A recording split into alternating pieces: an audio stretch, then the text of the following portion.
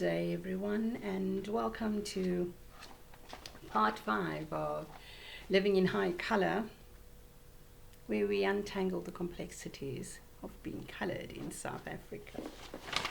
So, in our previous segment, we looked at the subculture of internalized toxic racism within our community. We touched on racial self-hatred, but due to time constraints, we could not unpack it. However, today, we're going to explore this topic and then examine how it connects to domestic violence. And yes, domestic violence is our next topic. So, internalized racism versus racial self-hatred. What is it and how does it work? So, internalized racism happens when historical trauma, systemic racism, and stereotypes affects how we see ourselves. And when it becomes toxic, it can turn into racial self-hatred. And what does it look like? Negative self-talk. Being colored means I'm not good enough. There could be shame about our skin tone or identity, wanting a lighter skin or straighter hair to fit in, rejecting our heritage, or hiding who we are, and just feeling invisible, inadequate, and hopeless. Now, this kind of self-hatred goes both ways, light skin and dark skin. And the result, everything breaks. Relationships with family, friends, and communities. And this causes further systemic racism. So how does internalized toxic racism and racial self-hatred show up in domestic violence, one would ask? It can become a tool of control and manipulation, where one partner can project negative stereotypes onto their spouse or their children. And emotional abuse is used to make others feel inferior or unworthy because of racial or skin tone. Crazy, eh? This kind of behavior is deeply rooted in apartheid and the general trauma it left behind. And that's not a laughing matter. As a matter of fact, that's a very serious something. So what is domestic violence, really? It is the mistreatment of one intimate partner by another. And at its core, it's all about power and control. And when you go back just a little bit in time, once you are a slave, you have no power, you have no control. Once you've fallen under apartheid, you have no power and no control. Someone else thinks for you, chooses for you. So here we go. So what does domestic violence look like? It can be physical, verbal, emotional or psychological, financial, sexual, or even a mix of all of that. And it doesn't always leave visible scars. Many victims carry emotional and psychological scars long before physical violence takes place. Some even never experience physical violence, and that's why you often hear, he never hit me, not once. Not once has he laid his hands on me. And then what is sad is that these women don't understand that there are so many forms and shapes of domestic violence. And on the outside, families tend to look picture perfect. All of them in a line, in the car, going to the places of worship, looking all prettied up, neat, tidy, and the whole works well thought of in the community, etc. But behind closed doors, a different reality emerges, and one that is definitely not a picture perfect one. It's a nightmare. So, self-reflection. I remember my fear as a child when nights were shattered by my dad's internal rages, sometimes fueled by alcohol. You couldn't sleep after that, definitely not, because you had adrenaline pumping, and then you had to go to school the next day, and you had to function and pretend you come out of a well-adjusted home. And in those years, you could definitely tell which households lived with domestic violence. There would be screams in the night. Mothers would be fleeing with crying children. They'll be drunk and shouting. You know what? Neighbors very rarely intervened. Why? It wasn't their business. It's their business. It's not our business. We pretend we don't hear and see nothing. There'd really be that odd neighbor that will say, heck no, this cannot continue. I'm going to go and bang on that door now. That was rare. And you know, by morning, life would have carried on as if nothing had happened during that night. And this wasn't just a once-off in your neighborhood or in your street. No, this was you knew already which house was going to have some chaos at what time of the week. So children grew up carrying massively deep scars. Sons were saying, I never want to be like my dad, becoming exactly like the dad. Daughters were getting married and ended up living lives of where domestic violence was rife and just accepting it as the norm because my mama went through it, we went through it, it's normal. And you know, alcohol was often used to either fuel or to numb internal pain. From my first day of school, I found it a place that I could exhale. I really and truly mean that. I obeyed the rules. Oh, I was a stickler for the rules. I was a loner. Why? I didn't want anyone to know what kind of family life mine was like. So what I did was I immersed myself in books, in sports, in extra curricular activities at the community center, anything to avoid having to go home. My coaches and my mentors, unknowingly, they were my lifeline. And being away from home meant I had some peace and some hope. And then the one thing that I did when I was at home, I journaled like crazy. Everything I went through, I would write it down, little realizing that was actually a form of therapy for me. And at 13, something shifted in my life. It was a momentous time. One day when my dad was raging again, I refused to be afraid. That day I refused to be afraid. I walked in and told him, it ended today. I don't know how it was going to end, but it was ending. And for reasons only God knows, it truly ended that very minute. Suddenly everything horrible that had dogged my footsteps for 13 years was gone, like it had never been. Of course I was in total shock. Who wouldn't be? And because now for the first time I could actually breathe easily within the confines of my family home.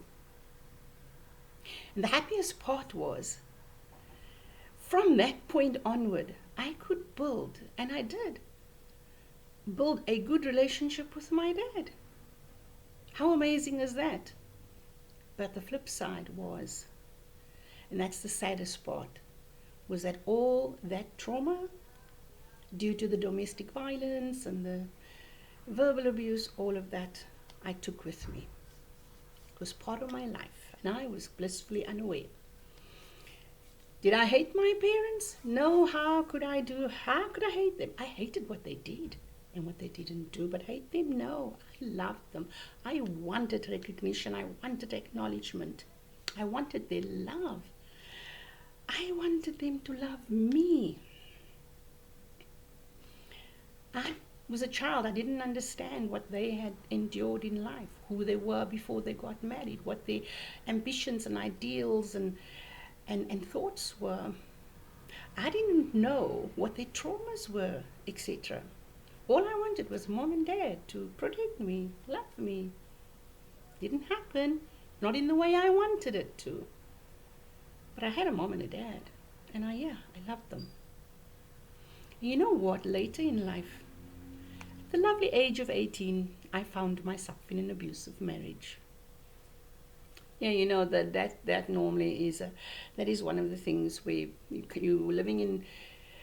Yeah, it's not one of those things. So I was 18 and I got married, and I'm in an abusive marriage, and you know at that time it was a case in point of, you know, you made your bed, you lay on it, and whatever. And my then husband had charmed my entire family. He was a total charmer. I walked out of that marriage because I refused to let my children go through that cycle. And later I discovered after the divorce, I discovered that he came from an equally, if not even more dysfunctional background than mine. So yeah, I left with the kids, had more scars to contend with, had to pack them away somewhere, and the only single visible parent was me. Clueless on how I was going to raise these two kids all by myself, provide for them, and all of that goes with it. No support system, no moral support from anyone. Just remember, when you're growing up in a household where there had been domestic violence has been rife, lots of dysfunction has taken place. Once the domestic violence has died down, the dysfunction still remains. But just remember, where is it now? Where is it evident now? It's in the offspring that was in that house. So we were not a tightly knit family. We were more scattered than anything else. So there I was, afraid of the future, but stubborn enough to not give up, stubbornly and firmly believing that God was with me. He was. He was then, and right up until now, he still is. So it was only at 25 when something catastrophic happened in my life. And that was the day that I really saw my parents.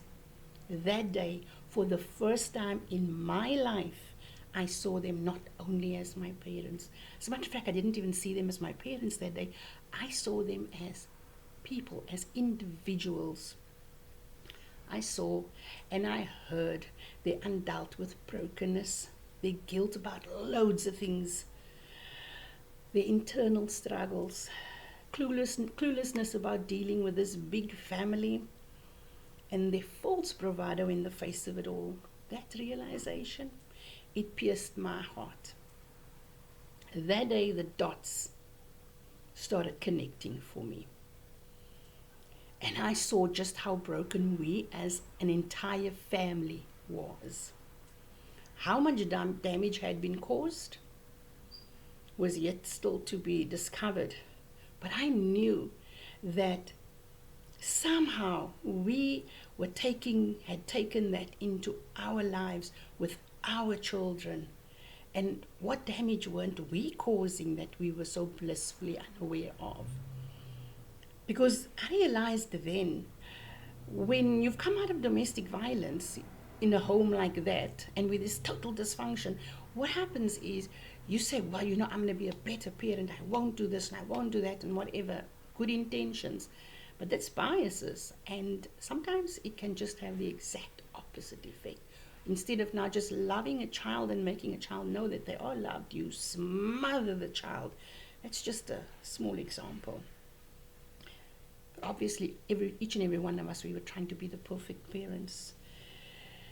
And we probably did a little bit more harm than good by trying to be the perfect parents, because nothing like that ever exists. There are no, perfect parents. And it's with that my research really intensified. Because now more than ever, I needed to know who my parents were, not only as mom and dad. I needed to know who they were as individuals. I needed to know about their lives. Not just the bits that we would normally hear at parties and whatever, but I wanted to know. My research really kicked up, not only by a notch, but by plenty of notches. I needed to better understand them, what the internal pain was, because I saw pain, and then I also needed that so that I could understand myself. So the $1 million question is, does domestic violence ever end? Of course it can. Yes, it can. But we have to acknowledge that it exists within our homes. We need to speak about it. And then we can have the ability to choose differently. The cycle only continues when families don't want to acknowledge their shared trauma, and shared trauma is a fact. It's just that every person in that household, they experience it differently. How? Why? Depends on your age. It depends on your stage of development. It depends on your perspective of life. It depends on a lot of things, but everyone experiences trauma. It's just we all experience it differently. We take something different from it, but it's trauma nonetheless. So, unless families talk openly and with empathy, dysfunction is passed down from one generation to the next. And just a reflection once again on my personal life. I might have shielded my kids from domestic violence, that which I had endured. However, I did not know that I needed to shield them from the after effects, the traumas, because those traumas were the ones I have taken into my life with my children. So, was I a good mom? Was I the best parent ever? I wish I had been, but sadly, no. Not for the lack of trying. I tried to be the best parent I could possibly be. Probably failed miserably trying that. Because in reality, there were many things that I wished I had done differently for a better outcome. But it is what it is, and it happened. You can't turn back and change anything. You live with the outcome and you face it head on. So inevitably, my mistakes have left scars on my kids. And I just pray that they are brave enough to seek the help necessary so that they don't take their biases about me as a parent into their lives and, repeat a cycle with some additives to it. One thing I must say, dealing with trauma, dealing with the after effects of domestic violence as a family unit, it's not a quick fix. It's a process, and it takes time. But by recognizing the dynamics at play, individuals and families can begin to understand how the trauma from domestic violence, often unrecognized, can shape and mold our minds and subsequently the direction of our lives. Once we know all of this, then we can break these cycles. We can begin to heal.